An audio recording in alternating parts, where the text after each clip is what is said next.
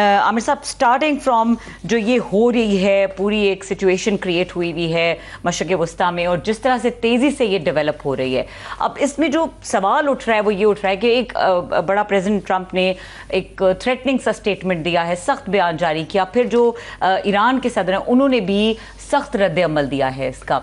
आपकी बड़ी इसके ऊपर गहरी नज़र होती है, आप ये बताइएगा कि ये situation is it actually ripening और इट्स द यूजुअल बिजनेस?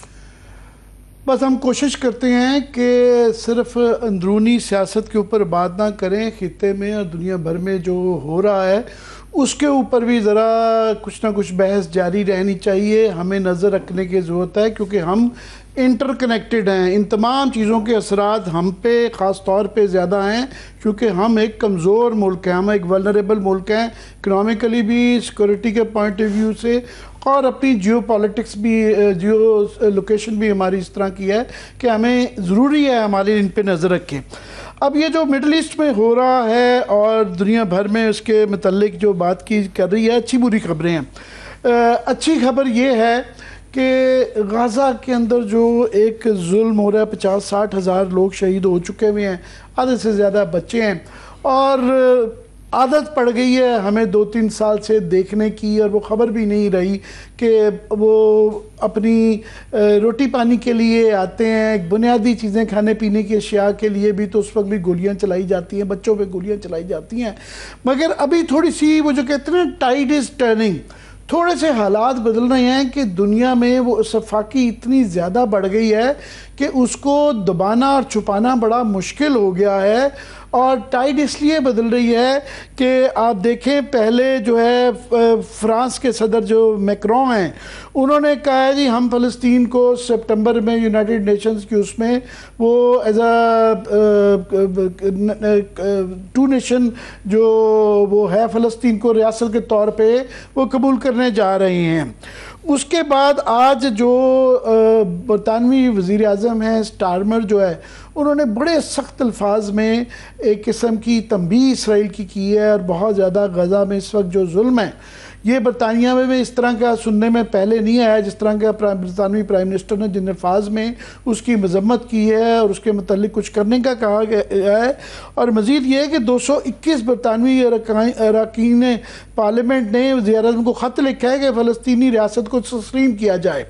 अब ये बहुत बड़ी तादाद है ब्रिटिश पार्लियामेंट की जो वो कह रहे हैं कि जी हमारा बरतानिया से इसलिए भी ज़रूरी है कि बरतानिया का बेलफेयर डिक्लेरेशन और तारीखी मैंडेट की रोशनी में ये इन्हीं की वजह से इसराइल बना हुआ है, तो हमारी ज़िम्मेदारी है कि हम इसका 2 रियासती हल निकालें। तो बरतानिया से ये वाला आना, और तकरीबन कोई और भी आवाज़ें 20 के करीब जो हैं वो यूरोपियन मुल्क हैं जिनकी तरफ से गाज़ा के हक़ में और वहाँ पे जुल्म और सितम के ख़िलाफ़ जो है बड़ी वाशगाफ अल्फाज के अंदर मजम्मत की जा रही है और आवाज़ें उठ रही हैं। सो ये एक तब्दीली जा रही है, ये तो थी अच्छी। बुरी खबर ये है कि आज भी जो मैं फिगर्स देख रहा हूँ कि अभी भी जो गाज़ा में इसराइल के मज़ालिम अभी भी जारी हैं, और मज़ीद आज 55 फ़लस्तीनी शहीद हुए हैं, और मुख्तलिफ़ मकामात पे इमदाद के मुंतज़िर लोग जो हैं लाइनों में लगते हैं और उन पर गोली चला दी जाती है, जिससे कि टेंशन अभी जारी है, जुल्म सितम जारी है।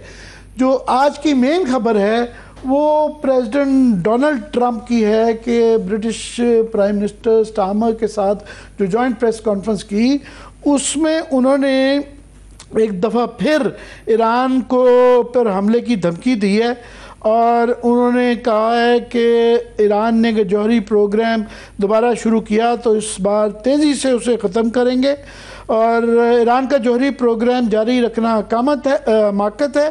ईरान की जौहरी सलाहियत मिटा दी, ईरान दोबारा ख़तरनाक इशारे दे रहा है, नास्टी का लफ्ज़ उन्होंने यूज़ किया।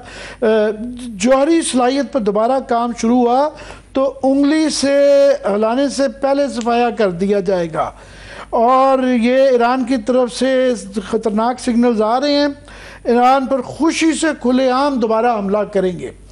अब ये प्रेसिडेंट ट्रंप की तरफ से ये वाशगाफ अल्फाज में ये कहना और साथ में अभी आप अपने इब्तदाइये में पढ़ रही थी कि इसी तरह ही इसराइल के जो वज़ीर दफ़ा उन्होंने कहा है कि जनाब वो ईरानी सुप्रीम लीडर को बराह रास्त निशाना बनाने की उन्होंने धमकी दी है कि जी हम उनको बराह रास्त निशाना बना के मार देंगे।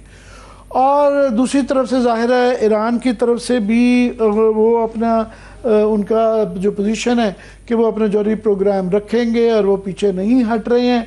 इस दौरान में दोनों तरफ से अभी जंग की तरफ बढ़ावा नज़र आता है कि ये धमकियां इसराइल और अमेरिका की तरफ से अब आ गई हैं।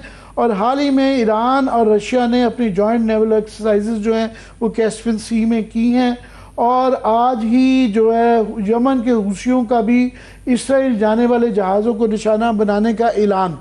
सो दोनों तरफ से जो मुतहारिब ग्रुप हैं ईरान और उसके एलाइज, जिसके अंदर अब ज़्यादा रशिया ज़्यादा थोड़ा सा ओपनली है, चीन जो है पीछे रह के जो है अल्फाज की हद तक ब्रिक्स की स्टेटमेंट आगे आई है नाम लिए बगैर अमेरिका और इसराइल का। उन्होंने मजम्मत की ईरान के ऊपर हमले की।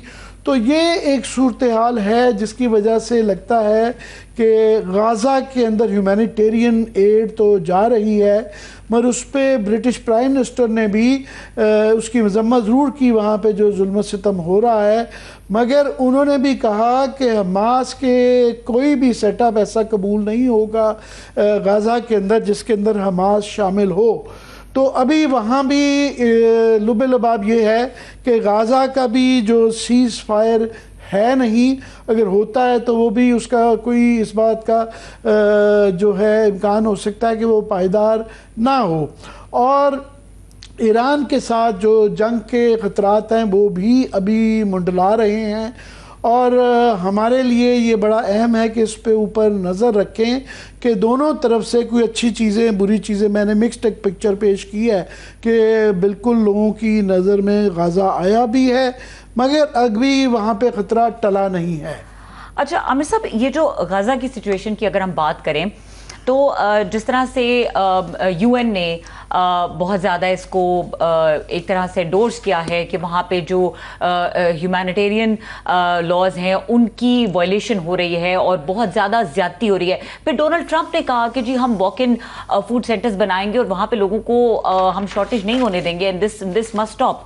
सो ये भी कोई लफाजी है या आपको लगता है कि दे मीन इट? ये आपने बड़ा अच्छा याद करा दिया, ये मैं मिस कर गया था ये सुर्खियाँ देने में कि ये बहुत बड़ी डेवलपमेंट है कि आज अक़वाम मुत्तहिदा के सेक्रेटरी जनरल ने उन्होंने बहुत सख्त अल्फाज में जो है गाज़ा में हालात की मजम्मत की है और गाज़ा की तबाही का कोई जवाज़ नहीं।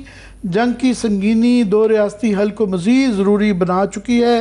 गाज़ा की बर्बादी दुनिया के आंखों के सामने हुई और नाकाबिले जवाज़ है। इसराइल और फ़लस्तीन संगीन मोड़ पर रहें और दो रियासती हल पहले से भी दूर हो चुका है।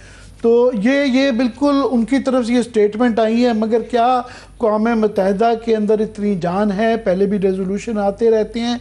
क्या इसराइल और अमेरिका बाज आ जाएंगे अपनी इस एग्रेशन से? ये सवाल है सबसे बड़ा।